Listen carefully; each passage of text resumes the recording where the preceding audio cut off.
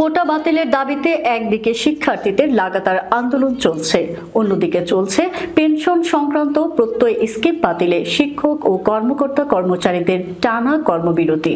চলমান এই আন্দোলন ও কর্মবিরতিতে স্থবির হয়ে পড়েছে ঢাকা বিশ্ববিদ্যালয়ের স্বাভাবিক কার্যক্রম।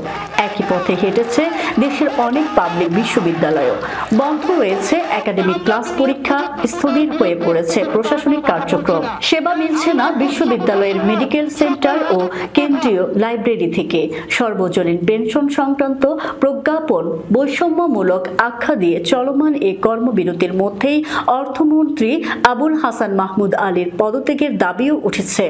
বুধবার ঢাকা বিশ্ববিদ্যালয়ের প্রশাসনিক ভবনের সামনে শিক্ষক ও কর্মকর্তা কর্মচারীদের টানা কর্মবিরতি ও প্রতিবাদ সমাবেশ থেকে অর্থমন্ত্রীকে পদত্যাগের আহ্বান জানানো হয়েছে। সম্মিলিতভাবে কর্মবিরতিতে অংশ নিয়েছে বিশ্ববিদ্যালয় অফিসার্স অ্যাসোসিয়েশন, কর্মচারী সমিতি, কারিগরি কর্মচারী সমিতি ও চতুর্থ শ্রেণী কর্মচারী ইউনিয়নের সমন্বয়ে গঠিত ঢাকা বিশ্ববিদ্যালয় কর্মকর্তা কর্মচারী ঐক্য পরিষদ। প্রতিবাদ সমাবেশে বক্তারা অর্থমন্ত্রীর পদত্যাগ দাবি করেন।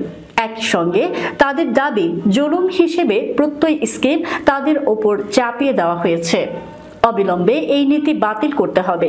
সমাবেশে ঢাকা বিশ্ববিদ্যালয়ের লাইব্রেরি কর্মচারীদের নেতা মনিরুজ্জামান বলেন, অবিলম্বে এই পেনশন নীতি বাতিল করতে হবে, অন্যথায় কিভাবে অগ্রাধিকার আদায় করে নিতে হয় তা আমরা জানি।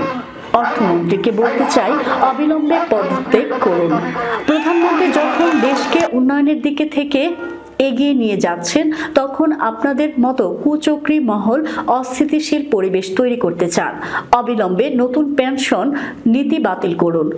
গত 30 জুন থেকে বিশ্ববিদ্যালয়ে পূর্ণ কর্মবিরতি শুরু হয়েছে। ওই দিন প্রশাসনিক ভবনের যাবতীয় কার্যক্রম বন্ধ রাখা হয়।